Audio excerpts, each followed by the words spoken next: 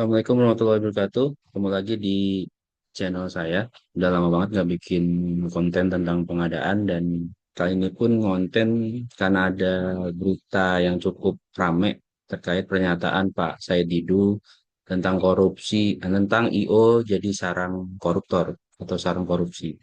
Nah, meskipun sudah ada klarifikasi minta maaf ya dari Pak Said Didu yang bersangkutan kepada perwakilan IO di seluruh Indonesia di Backstagers.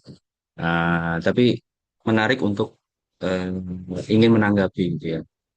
Saya bicara ini dalam kapasitas saya pernah menjadi pejabat pembuat komitmen, saya pernah menjadi ketua pokja pemilihan, saya pernah menjadi pejabat pengadaan untuk paket pengadaan jasa event organizer di instansi pemerintah dan bahkan saya juga pernah jadi pengguna jasanya, jadi penerima manfaatnya yang merancang semua kebutuhan apa sih yang dibutuhkan oleh IO, apa yang dibutuhkan dari IO gitu ya untuk event kita tuh bisa berjalan lancar. Jadi kalau kata Ferry Irwandi ya yang udah ke Sohor itu, jadi saya tahu banget lah ininya IO gimana. Dan saya termasuk orang yang setuju sama pernyataan Pak Said itu karena memang dari sependek pengamatan saya ya sekarang yang mungkin udah 15 tahun di dunia pengadaan barang jasa pemerintah tahu dari awal gimana IO itu mulai dipakai sama instansi pemerintah dan sampai sekarang memang kecenderungannya seperti itu, seperti yang apa saya dulu sampaikan. Untuk lebih jelasnya mungkin kita dengerin dulu pernyataan Pak Sedigo yang dirilis di ininya iNews ya, channelnya iNews.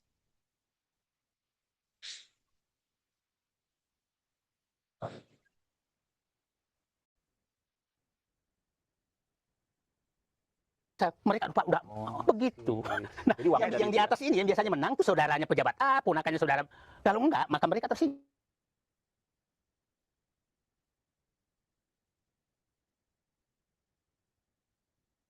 Saya mau jawaban dulu, iya atau tidak? Benar seperti itu? Yang harus berbagi hulunya dulu. Ya, bukan. Benar seperti itu. Ada terjadi sampai saat ini.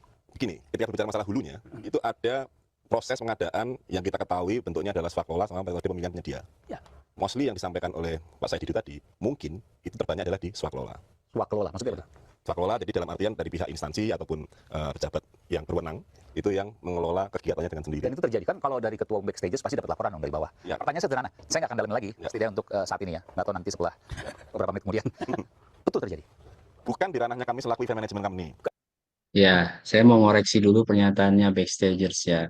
Pernyataan swakelola dengan penyedia. Swakelola itu adalah pengadaan barang jasa yang dilakukan secara swakelola. Swakelola ini bukan dalam arti dikelola sendiri oleh instansi pemerintah tersebut. Enggak.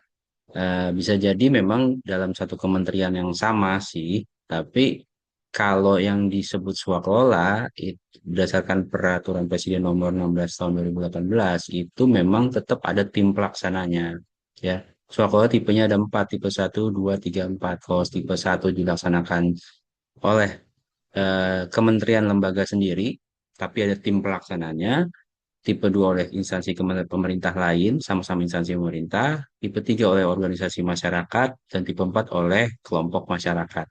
Nah, backstagers sebenarnya harus ini dulu ya, make sure dulu soal yang dimaksud yang mana nih. Kayak gitu lanjut. Ranahnya lebih ke rekanan asosiasi di vendor. Oke, Ya. saya paham. Bukan dari pihak Anda, bukan dari backstages. Tapi modus seperti itu, cara seperti itu, benar masih terjadi sampai saat ini. Mungkin saja kalau metodenya masih swakelola. Nggak kan dapat informasi dari bawah. Ya. Meskipun tidak melakukan penyelidikan secara langsung dalam tanda kutip Ya, ya. ya. Tapi bahwa mendengar kemudian Ya, kalau metodenya pakai swaklola, mungkin saya asumsikan swaklola yang dimaksud di sini adalah tipe satu yang dilaksanakan oleh Kementerian Lembaga sendiri. Ya bukan pakai IO namanya, kalau IO itu melekat ke pelaku usaha, event organizer ya. Meskipun kalau kita Indonesia kan event organizer ya ya tidak selalu merujuk ke pelaku usaha atau swasta, bisa aja ya ya instansi pemerintah sendiri itu jadi sebagai IO. Tapi kalau kita gunakan sebutan IO ya itu pasti melekat ke pelaku usaha swasta yang lebih tepat disebut sebagai penyedia bukan swasta.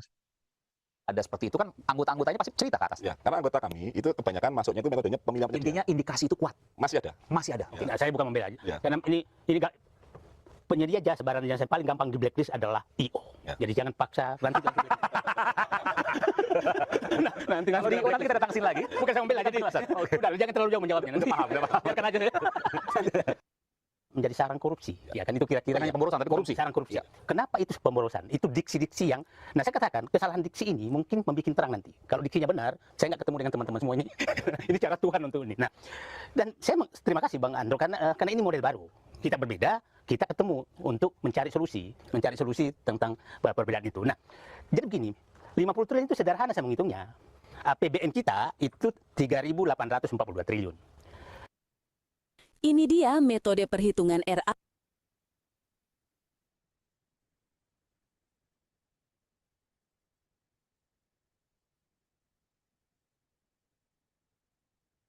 APBD 1.184 triliun, jadi total 5.026 triliun.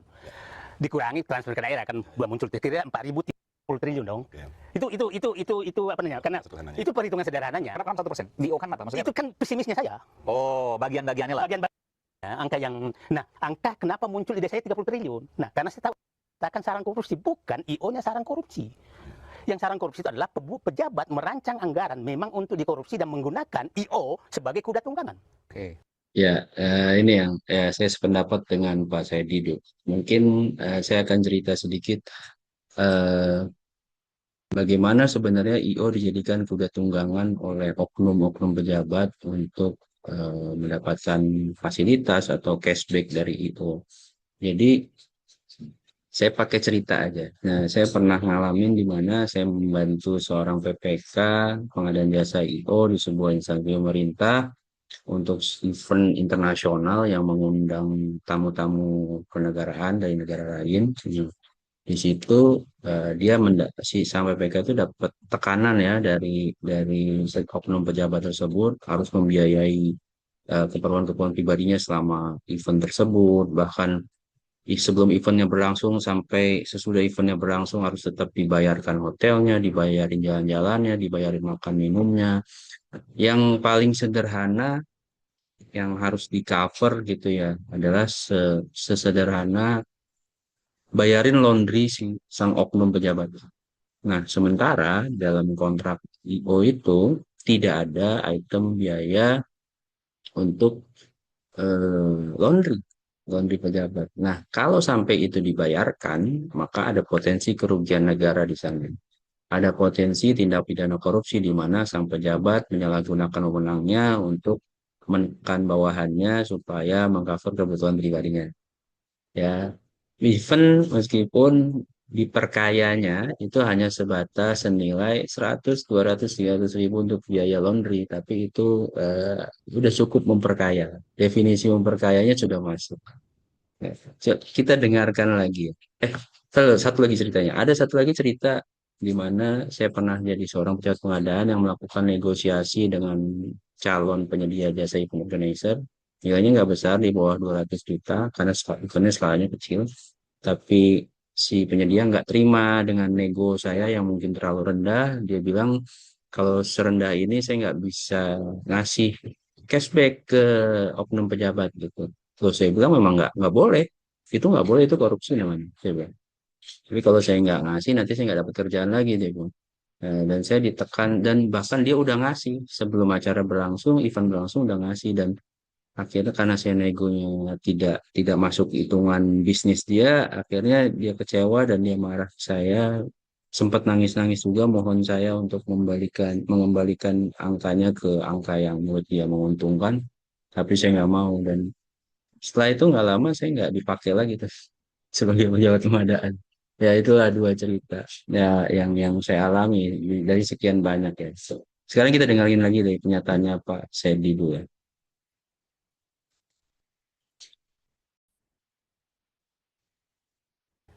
Saya paham bagaimana Bung Andro dan kawan-kawan ini, mereka profesional. Yang paling problem itu adalah ada IO abal-abal, tugasnya hanya istilahnya IO pencari kwitansi. Tapi dikatakan IO, padahal ditugaskan oleh pejabat, kau cari kwitansi. Ya, benar-benar. Jadi ada memang IO yang beneran IO. Saya punya banyak teman IO dan mereka bagus-bagus. Bahkan saya ada kenal yang mulai banget dari nol sampai sebesar sekarang. Tapi ada juga yang cuman dia pemburu rente lah ibaratnya ya.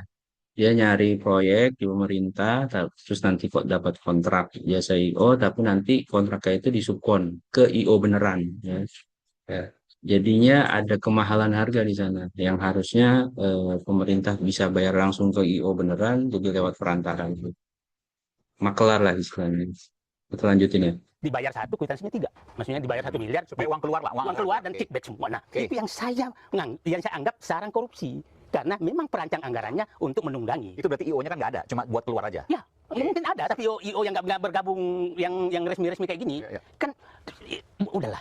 Kita tahu, tidak sedikit IO-IOan, raker, saya orang belak-belakan, raker 3 hari tapi harus bikin kwitansi 5 hari. Banyak itu. Banyak. Zaman Bung Said kali, kalau sekarang nggak ada. Enggak, saya kasih contoh aja lah. Zaman saya begini. Ingat dulu, Bung Aiman, sebelum saya masuk, selamat Idul Fitri, selamat Oh, ini gitu. Ses BUMN itu bisa memberikan izin? Bisa. Memberikan izin. 2005. 2005 saat Bung Said itu jadi sekretaris Menteri BUMN. Dicoba. Coba. Nah, saya orang tabrakan kena lihat umbul-umbul, yang kena. Pejabat itu menggunakan IO ditunggangi untuk korupsi. Itu maksudnya. Jadi ada satu garis bawah ini ya. Tadi soal modus, satu hal. Saya boleh tegaskan lagi. Bung Said Didu meminta maaf Ya. atas Kesalahan diksi yang kan maksud, karena yang saya maksud adalah kegiatan pemerintah yang merancang kegiatan menggunakan IO padahal digunakan untuk korupsi. maksudnya bukan IO-nya, Bukan. tapi ada Bisa juga IO abal-abal. abal-abal tadi. Tapi ada prosesnya. Proses perancangan. Kong kali kong antara IO abal-abal tadi dengan pejabat negara, penyelenggara negara. Ya, saya juga respect ya sama Pak Sedido. Beliau udah gentle, minta maaf kan kesalahan diksi. Ya betul, bukan IO-nya sarang korupsinya, tapi justru oknum pejabatnya, oknum pelaku pengadaan di dalamnya yang memanfaatkan IO-IO beneran ini untuk mengambil keuntungan. Tapi sebenarnya sebagai IO, kalau IO beneran yang ngadepin kejadian kayak gini ya, dia dipaksa untuk memfasilitasi sesuatu yang di luar kontrak, harus ngasih cashback. Kalau IO ini sebenarnya adalah benteng terakhir di mana sang IO bisa mencegah hal itu terjadi. Jadi harusnya jangan mau ya kalau misalnya ada oknum pejabat minta ini, minta itu, minta cashback, jangan dikasih. Lakukan saja sesuai kontrak yang Anda terima gitu. Oke. Itu maksudnya. Itu maksudnya. Makanya saya senang sekali karena kita harus ketemu. Karena kalau hanya minta maaf, saya WA, saya bikin rekam. Dan saya tahu fee-nya itu tidak pernah turun. Sampai sekarang masih terjadi. Masih lah. Tapi Bapak nggak usah ngomong, nanti blacklist saya. Nggak apa-apa, Bapak nggak usah. Saya yang tanya, saya yang ngomong. Saya yang ngomong. Saya yang ngomong. Itu terjadi, saat ini terjadi. Terjadi. Dan saya tidak menyatakan. Di istana pun masih terjadi. Bahkan sampai level istana. Sampai sana masih terjadi. Jangan sampai nanti ada 3 kali 4 kali beginian ya. Bukan supaya diaudit semua. Diaudit semua supaya teman-teman yang profesional ini terlindungi. Mau kita bongkar nggak di sini? Kenapa? Mau kita bongkar nggak? Apanya? Tadi masih ada. Dia beginilah. Biarkan mereka menyelesaikan. Mereka menyelesaikan. Karena Karena kita nggak sebut misalnya siapa dan seterusnya. Modusnya aja deh, caranya. modusnya sederhana. Siapa sih yang menghitung jumlah tenda? Tenda untuk apa misalnya? Ya macam-macam upacara. Oke. Nah, ini kan bapak-bapak ini pekerja malam semua nih. Yang nggak ada yang tahu tuh. Nah, pasang ini subuh-subuh udah dibongkar. Tenda 10, masukin 30 ya. Oke. Tenda 10. Nggak ada yang periksa. Si penyelenggara atau pejabat negara itu Pejabat negara yang masukin 30 padahal Ya, kalau masalah yang tadi Pak Sedido sampaikan itu klasik ya, bukan hanya terjadi di jasa IO, di paket pengadaan barang jasa lainnya, ya volume tidak sesuai kontrak itu pun terjadi. Tapi ini contoh saja yang ada di jasa IO ya.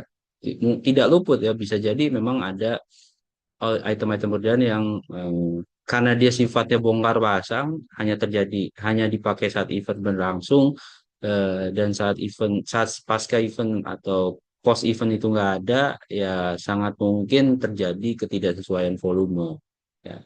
Kecuali kalau itu barang ya, sifatnya pengadaan barang yang memang volumenya harus barangnya stay di instansi pemerintah tersebut dan mudah terhitung, itu mungkin agak sulit dengan modus seperti itu. tulisannya 10. Nah. Terus gimana? Rugi dong. bukan rugi. Jadi di sana dibayar cuma 10, ya 20 balik dong. Oh, di atas kertas 30. Ada video, foto, dokumentasi disesuaikan dengan kan penegak APH ataupun katakanlah BPK. Siapa yang mau masuk ke situ ke detail gitu? Nggak ada. Ini misalnya ya tanpa menyebut lembaga kementerian mana ya. Prosesnya misalnya tenda untuk upacara apa misalnya. Apapun itu sampai hal kecil sekali. Apapun. Nah, yang pasti Bung Andro dan teman-teman ini nggak bisa bersaing dengan mereka yang kayak gitu. Kan begini, mereka teman-teman ini yang punya bendera resmi tidak berani begitu karena kena pajak kan. Pajak langsung diikuti. Kalau Anda bikin kwitansi 3, maka Anda baru bayar 3. Masa saya hanya terima 1, 2 balik, terus saya bayar pajaknya 3.